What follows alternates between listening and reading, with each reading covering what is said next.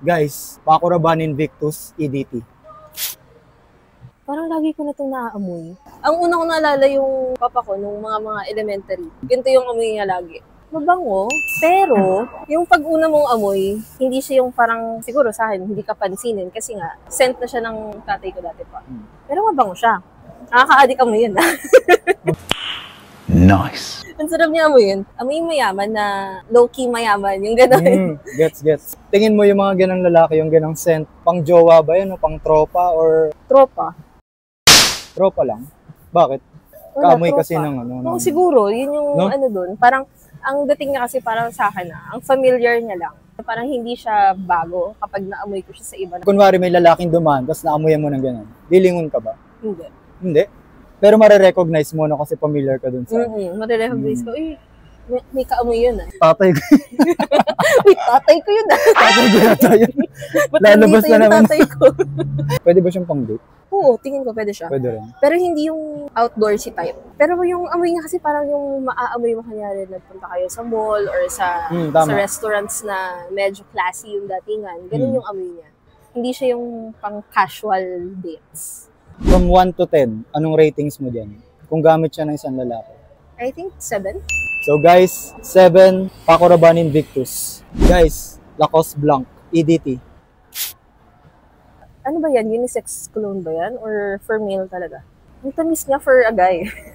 Anong na-imagine mong lalaki na suot nun?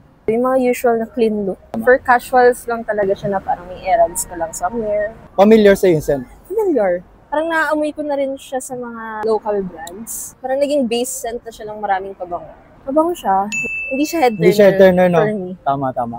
Yung normal lang na masasabi mo mabango, pero hindi yung tipong sasabihin mo dun sa kunyari, inaamoy yung lalaki na ganito yung pabango. Hindi ko sasabihin mo yung bango mo. Hindi yung tipong gano'n. Wala siyang impact na gano'n sa akin. May naamoy kang bulaklak dyan? Floral? Floral scent na sweet. Kaya una kong tinanong, unisex ba to? Pwede siya pang date? Date with friends? Hindi pwedeng... Date with, yung sabihin mo magpapa-impress ka. Oo, ganun. Simple lang siya. Pwede siyang everyday use na type ng pabango. Hindi din siya ganun kalakas ng dating. From 1 to 10, paano kalakas yung dating niya sa lalaki pag gamit ng lalaki?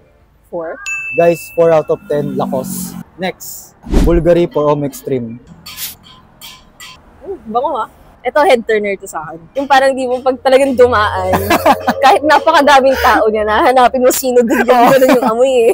Bango niya. Oh, ito yung pabango na kapag inamoy mo, tapos may dumikit sa'yo, parang kikiligin ka. Nice. Ang lakas talaga ng dating niya. Tapos naka-polong black, naka-relo. Parang kahit naka-t-shirt lang to, okay na sa akin.